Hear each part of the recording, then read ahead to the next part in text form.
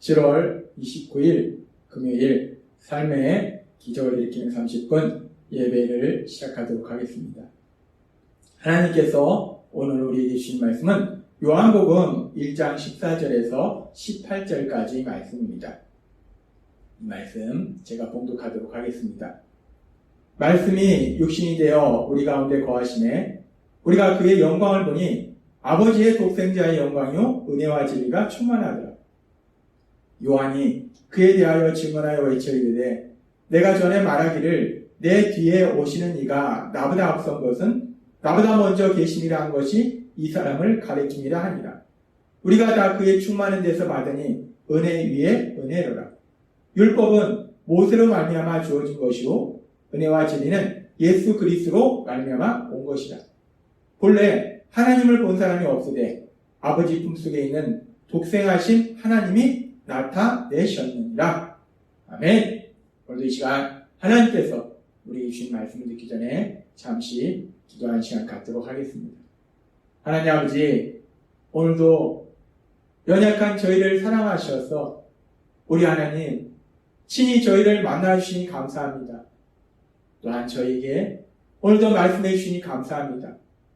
오늘도 하나님께서 저희에게 말씀하실 때 저희의 마음의 문을 활짝 열어주셔서 저희가 저희를 사랑하신 하나님, 그 하나님이 주시는 그 말씀을 듣게 하시고 그 말씀을 믿게 하셔서 믿음을 통해서 담대히 세상을 살아가는 저희 모두가 될 수 있도록 은혜 베풀어 주옵소서.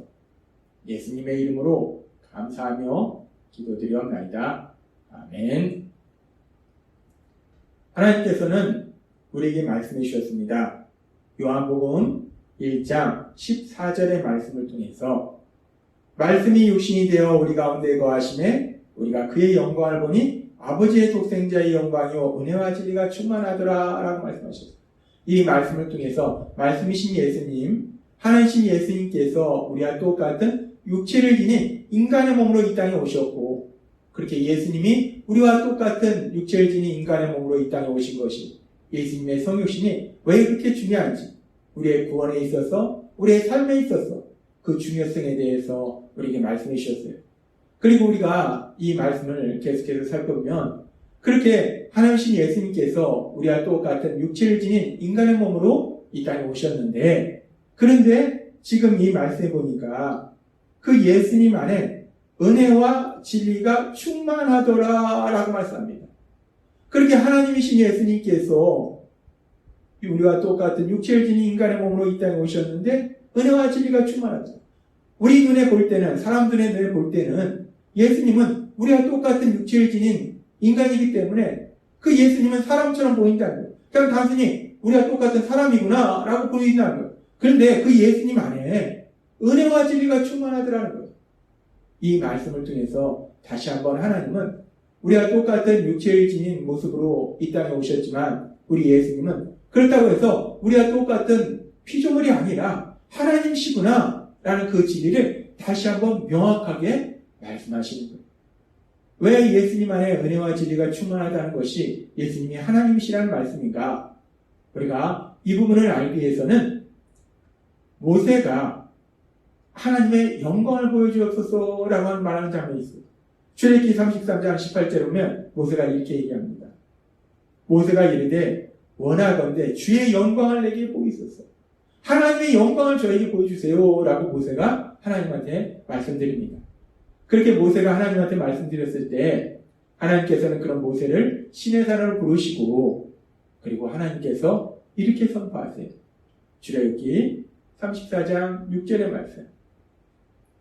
여호와께서 그의 앞으로 지나시며 선포하시되 여호와로라 여호와로라 자비롭고 은혜롭고 노하기를 더디하고 인자와 진실이 많은 하나님이라 라고 말씀합니다. 여호와의 영광을 내게 보여주옵소서. 하나님이 어떤 분이신지를 저에게 알려주세요 라고 모세가 하나님 앞에 간청했을 때 하나님은 그를 부르시고 선포하신다는 거예요. 여호와로라 여호와로라 자비롭고 은혜롭고 노하기를 더디하고 인자와 진실이 많은 여호와로라. 하나님이 어떤 분이신지에 대해서 말씀해 주신다는 거예요. 하나님의 속성에 대해서 말씀해 주신다는 거예요. 하나님은 자비 하나님이시고 은혜의 하나님이시고 노하기를 더디하는 하나님이시고 인자가 많으시고 진실이 많으신 하나님이시다 라고 말씀한다는 거예요. 하나님의 속성은 이 말씀 그대로 자비와 은혜와 인자와 진실, 이 하나님의 속성이라는 거예요. 그리고 여기서 진실이라는 것은 다른 말로 진리다 라고 볼 수 있어요.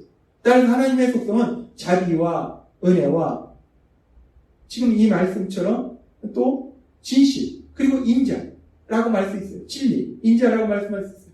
그렇게 하나님의 속성이 자비, 은혜, 인자, 진리인데, 그런데 지금 오늘 말씀에 보면은 인간의 몸으로 오신 그 예수님, 우리와 똑같은 육체를 지닌 인간의 몸으로 이 땅에 살던 그 예수님 안에 은혜와 진리가 충만하더랍니다.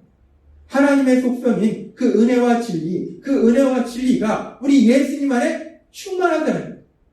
따라서 결국 이 말씀을 통해서 예수님은 우리와 똑같은 육체를 지닌 인간의 몸으로 이 땅에 오셨지만, 그렇다고 해서 예수님이 우리와 똑같은 피조물이 아니라 예수님은 하나님이시구나 라는 사실을 다시 한번 분명하게 말씀한다는 거예요. 하나님의 속성인 은혜와 진리가 우리 예수님 안에 충만하다는 이 말씀을 통해서 우리는 다시 한번 예수님은 우리와 똑같은 육체를 지닌 인간의 몸으로 이 땅에 오셨지만 우리 예수님은 하나님이시구나 라는 이 놀라운 진리를 깨닫게 된다는 겁니다. 그러면서 그렇게 예수님 안에 은혜와 진리가 충만하기 때문에 예수님의 속성은, 예수님은 하나님이시기 때문에 예수님은 바로 은혜이시고 또 진리이시기 때문에, 그래서 계속되는 말씀인 요한복음 1장 17절은 이렇게 말씀합니다. 율법은 모세로 말미암아 주어진 것이요 은혜와 진리는 예수 그리스도로 말미암아 온 것이라 라고 말씀합니다. 율법은 하나님께서 모세라는 사람을 통해서 사람들한테 준 것이고, 모세라는 사람을 통해서 하나님께서 이스라엘 백성에게 준 것이고, 은혜와 진리는 예수 그리스도로 말미암아 온 것이라, 은혜와 진리는 예수 그리스도로부터 온 것이다 라고 말씀한다는 거예요. 여기서 이 온 것이다 라는 오다 라는 헬라어 원어를 살펴보면 기노마이 라는 단어를 사용하는데, 이 기노마이라는 단어는 태어나다 또는 발생하다 이런 의미가 있어요. 즉 기원을 의미합니다. 따라서 은혜와 진리가 예수님으로 말미암아 왔다는 이 말씀은 은혜와 진리는 예수님으로부터 시작되었다는 거예요. 예수님으로부터 출발했다는 거예요. 예수님이 은혜와 진리이시기 때문에 그 예수님으로부터 은혜와 진리가 시작되었다라는 말씀이라는 거예요. 그래서 이 말씀을 우리가 조금 더 이해하기 쉽게 표준 세번역 성경으로 살펴보면 이렇게 말씀합니다. 율법은 모세에게서 받았고 은혜와 진리는 예수 그리스도로 말미암아 생겨났다라고 말씀합니다. 그렇습니다. 은혜와 진리는 은혜이시고 진리이신 하나님이신 예수님, 그 예수님에게서부터 시작된다는 거예요. 예수님에서부터 생겨난다는 거예요. 그렇게 은혜와 진리가 그 예수님으로부터 생겨나고 예수님으로부터 오는 거기 때문에, 그래서 바울 사도는 성도들에게 쓰는 편지에서 이렇게 표현합니다. 빌립보서 1장 2절 말씀. 하나님 우리 아버지와 주 예수 그리스도로부터 은혜와 평강이 너에게 있을지어다 라고 표현해요. 하나님으로부터, 그리고 예수님으로부터 오시는 그 은혜, 하나님이 주시는 은혜, 그 예수님이 주시는 그 은혜가 너에게 임하기를 내가 기도한다 라고 바울 사도는 기도하더라는 것. 그렇습니다. 은혜와 진리, 이 은혜는 은혜이신 하나님, 하나님이신 예수님, 그 예수님으로부터 시작되고 예수님으로부터 온다는 것. 그러면서 우리가 이 말씀을 조금 더 깊이 생각해보면, 그렇다면 하나님이신 예수님은 은혜와 진리이신데, 은혜이신데 그 은혜라는 것이 도대체 무엇이냐? 은혜가 무엇이냐?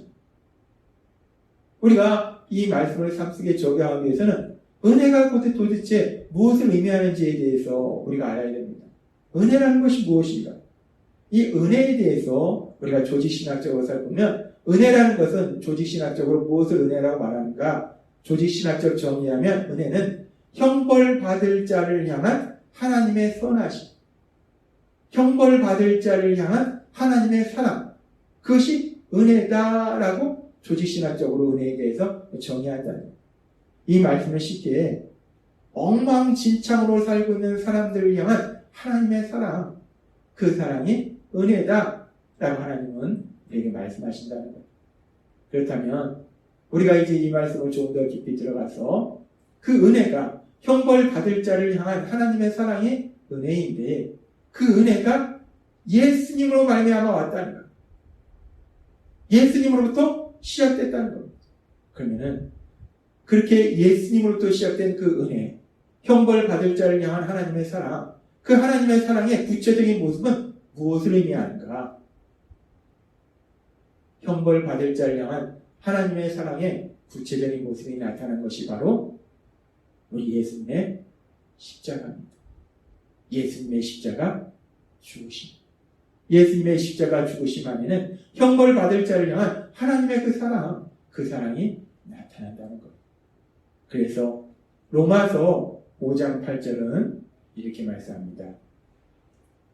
우리가 아직 죄인 되었을 때에 그리스도께서 우리를 위하여 죽으심으로 하나님께서 우리에 대한 자기의 사랑을 확증하셨느니라 라고 말씀합니다. 우리가 아직 죄인 되었을 때, 그래서 우리는 형벌받을 그런 존재였는데 그런 우리를 대신해서 우리 예수님께서 십자가의 죽으심을 통해서 우리가 받아야 될 죄의 형벌을 대신 받으심을 통해서 우리를 죄에서 구원해 주시는 구원사역을 이루셨다는 거예요. 그래서 그 예수님의 십자가 죽으시야말로 하나님께서 우리를 얼마나 사랑하시는지, 형벌받을 죄인을 향한 하나님의 그 놀라우신 사랑, 그 놀라우신 사랑을 우리 눈에 분명히 보이신 사건, 그것이 바로 예수님의 십자가 죽으심이라는 거예요. 그렇습니다. 예수님으로부터 오는 은혜, 그 은혜가 무엇인가? 그 은혜는 바로 예수님의 십자가 죽으심이라는 거예요.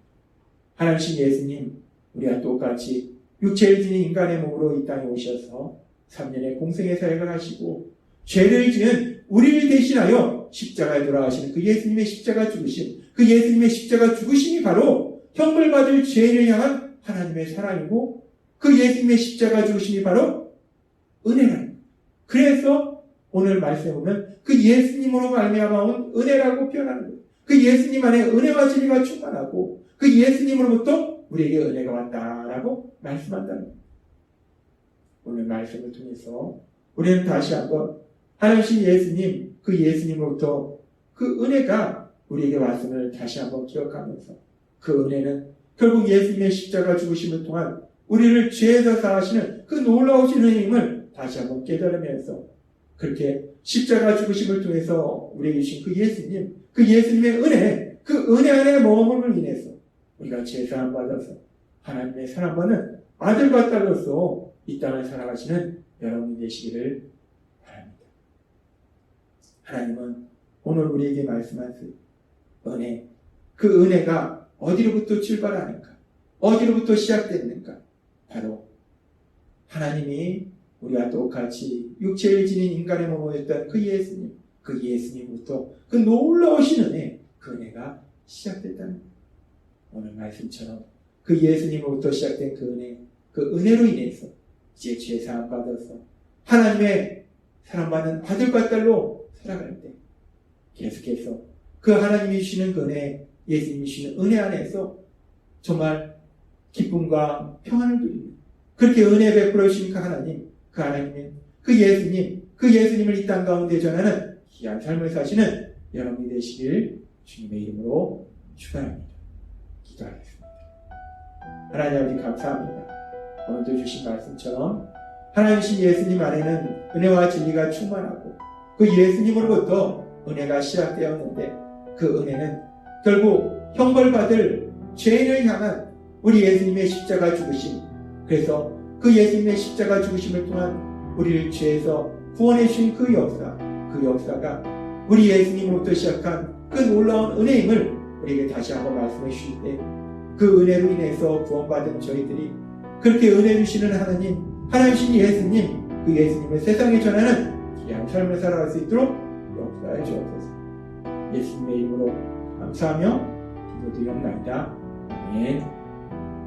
이 시간도 하나님께서 우리 주신 말씀을 묵상하면서 조용히 기도하는 시간 갖도록 하겠습니다.